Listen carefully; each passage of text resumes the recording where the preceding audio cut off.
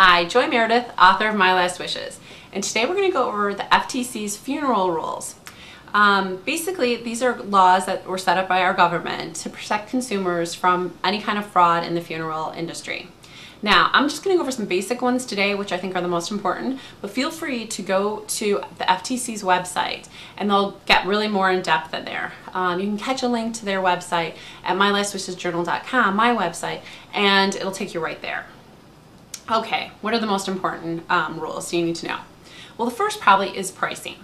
If you are making funeral arrangements for someone else or even pre-planning your own funeral, you need to know that you can call and get prices over the phone, or if you go into the establishment, they have to let you leave with a detailed price list of your own. This really helps consumers get the most information that they can at the sensitive time. Okay, the next thing you need to know. You do not need to purchase a casket or an urn from the funeral home that you make arrangements with. You can purchase it at a different location, from a different vendor, and the funeral home that you are actually having a service at cannot charge you an extra fee for that. It's important to know so that you realize that you have the most possible choices out there.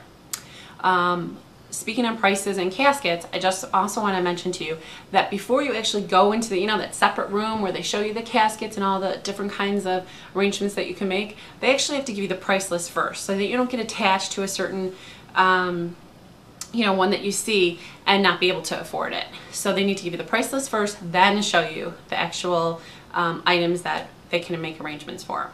Another rule that you need to know about is embalming. Each state has a different law about it, but if you are going to be cremated or going to be buried soon after your death, or someone else that you're making arrangements for, embalming is not necessarily necessary. They need to be really clear what the laws are in your state. They need to explain this to you and make sure that you know what your options are and that embalming is not required in most cases. Another thing that you need to know about, which is a little sticky and it's sometimes the most sensitive thing, is that when you are making a funeral arrangement and someone's going to be buried either in an urn or in a casket, the funeral home is making arrangements for the cemetery where you're going to be buried. And they need to be clear that any kind of vault or liner, even though it might be well built, is not going to be completely water, airtight, and seepage proof. You're really in an emotional time if you're making those arrangements either for a loved one or for yourself, and you need to be aware that nothing is airtight, nothing is waterproof for eternity. So you just need to be aware of that, and it'll help you make a less emotional decision, make a clear-cut decision based on what you can afford and what would make you feel most comfortable. Okay, I think those are the main ones.